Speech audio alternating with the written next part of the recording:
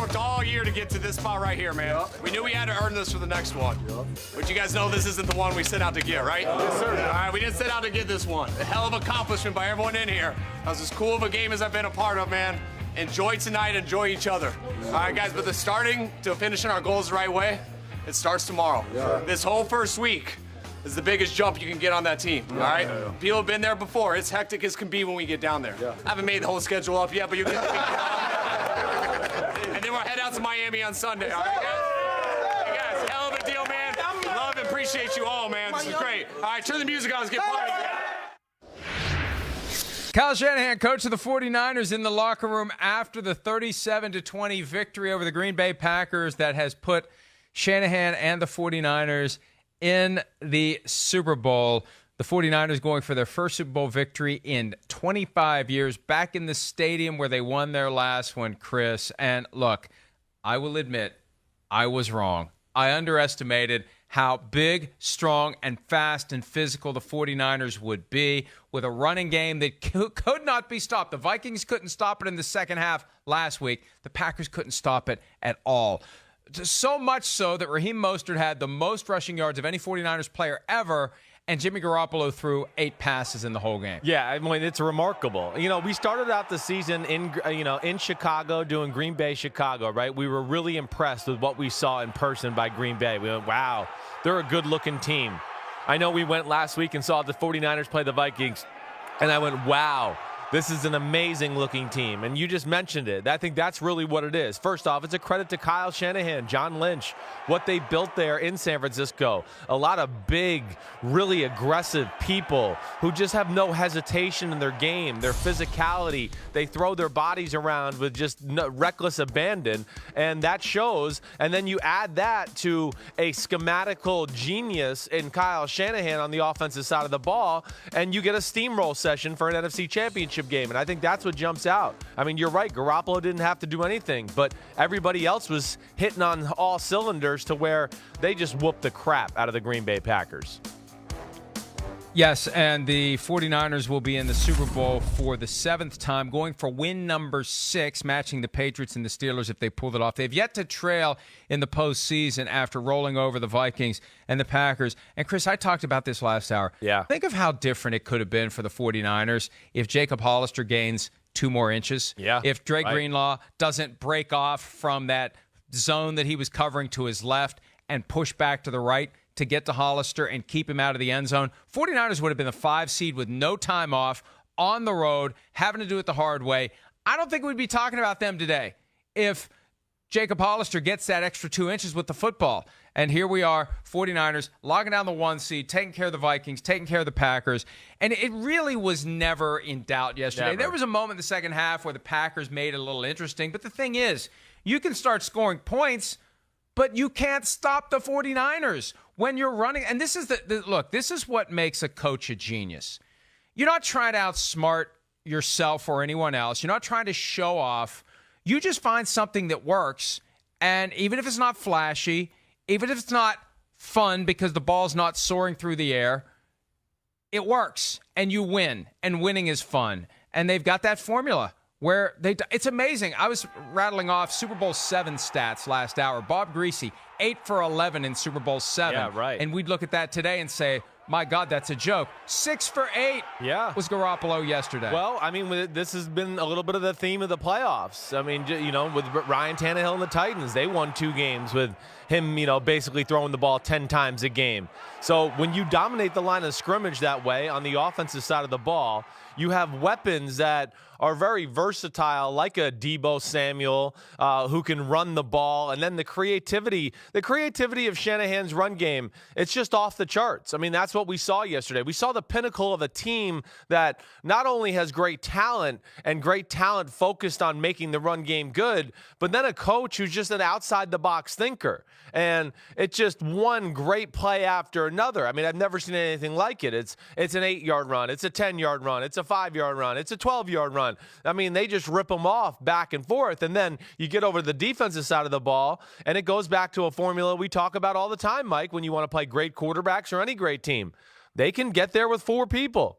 And that's what makes them tough. That's why they're the best team in football, and that's why they are where they are. They've had a lot of moments of dominating teams this year. I know down the stretch it wasn't good, but they've shown that they are capable of doing what we saw on Sunday, and with the emotions in the moment, they rise to the occasion.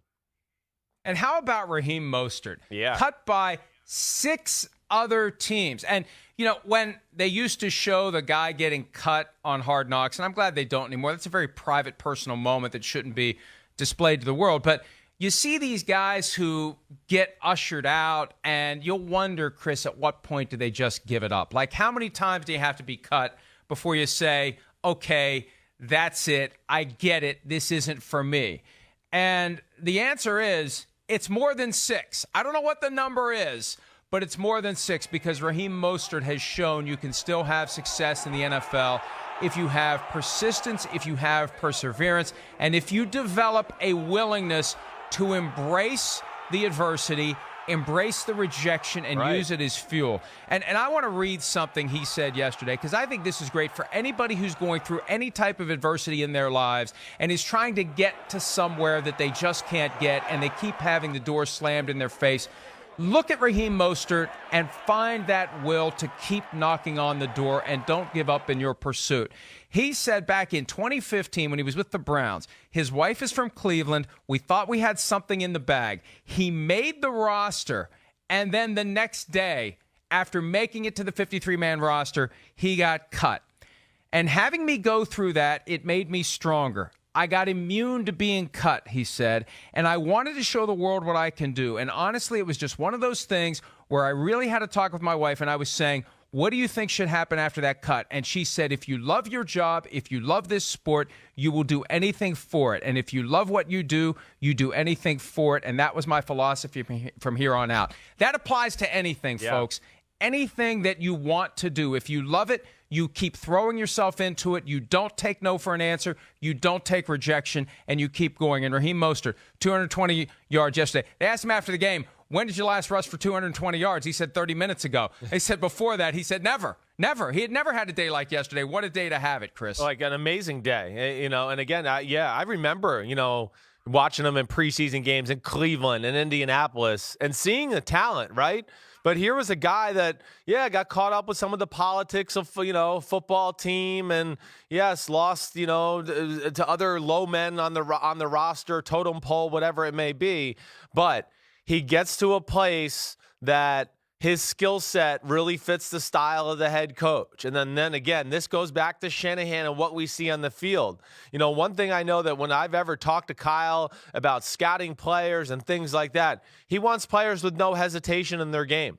None. He wants a middle linebacker that when they see the running back going through the hole, they don't pause for 1 second. They go in and they try to knock his head off. He wants a running back that when you see a hole, you put your foot in the ground and you run through that hole as fast as you can, and who cares about the contact? And that's what Raheem Mostert is. He's one of those guys that, to what you are saying, will run through a wall for a coach. And we're seeing that with the aggression in which he's playing. And, of course, that first touchdown that you're seeing here on TV, that jump-started the game. And you're right. From that point on, Mike, I don't know how you felt, but I felt, ooh, man, Green Bay's in trouble, and I don't like the look of this, and I don't think they're going to be able to beat San Francisco. The first touchdown of the game, I said, here we go. Yes. Because it just felt like the floodgates were going to open, and open they did. The Packers just didn't have an answer. And, when you watch these plays, and at full speed, it's hard to get the appreciation, but you look at the linemen for both teams, and that push coming off of the ball, and it just feels like the Packers players are just kind of flailing around, and some of the guys are just kind of going half speed after they break away from that initial block. Those 49ers players are relentless, and they're the ones who get it done. And you throw in George Kittle and Kyle Juszczyk, the tight end and the fullback, respectively. Right. You've got an army of guys who can block, who can open the hole to make it easier. Whether it's Raheem Mostert, Tevin Coleman, who got injured yesterday, Matt Breida, whoever they put back there, is going to be able to gain yardage when you have an offensive line, a tight end, and a fullback who are fully committed to busting you in the mouth. Old school football. In this age of passing and statistics and fantasy football, and it's fun to watch the ball sail through the air, and what Patrick Mahomes and the Chiefs do is great. But the old school stuff, you get the right guys, and it still works. It still works. It's still fun to watch. I mean, that's what's fun, and I think the other thing, too, with the creativity, the big plays, I'm always amazed in playoff football that, at some point or another, you play a team where they expose you and your real issues as a football team rise to the top. Every now and then you see a team that kind of gets away with it. But this was one of these games where I just looked at it and went, hey, one of the issues we talked about with Green Bay all year was run defense. It had gotten better down the stretch. But here, in the biggest moment of the year against a team that can really run the football, it reared its ugly head once again. Inconsistencies on the offensive side of the ball. I mean, how many games did we see the Packers come out, put up points, and then kind of just barely hold on to win because they couldn't consistently drive the ball or keep drives together? And all those things came to a pinnacle yesterday against a team that was better than them. They have work to do. And the San Francisco 49ers are one of those teams that's almost perfect in a lot of ways and set up to be really good and a pain in the butt for the NFC for a long time here. But that's the brilliance of what your tattoo buddy Kyle has done, right? When you have the other team on the ropes, running the ball, why do you feel compelled to go play action and throw it to the end zone from the 45-yard line or do a little flea flicker like we often see? When a team starts to get ahead of steam running the ball, they decide to do something cute.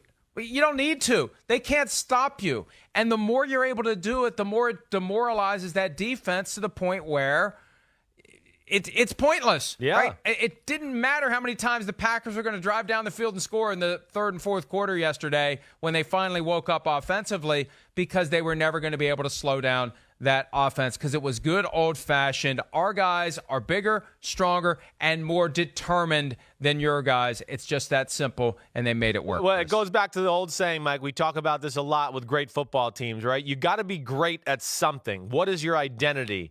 And they have an identity in San Francisco. And then off of that, teams have to put all their stock into stopping this one thing. And what happened to Green Bay yesterday is they tried to pack the middle of the defense. They tried to get in there. We're not going to let them run inside on us and do that. And Shanahan's smart, and he said, fine, I got 25 different toss plays to get out on the edge. I'll cram all you guys down in there to stop the inside run. You'll all get stuck running into each other. I'll get Mostert out on the edge, and, good night. And that's just good coaching and good game planning by Shanahan. Matt LaFleur, Packers coach, said after the game, that is a fast team, and they were better, faster, and more physical than us tonight. They got after us 2 games this year. Right now, they're the gold standard in the NFC, and they definitely are, and they're heading back to the Super Bowl. For the Packers, though, we're going to flip it around. What went wrong with them offensively, and where do they stand in this hierarchy of the NFC moving forward? Their quarterback is pretty optimistic about the future. Should he be? We'll discuss that when PFT Live continues. Hi, I'm Mike Tirico, and thanks for watching. Make sure to hit subscribe for the latest news and highlights from NBC Sports.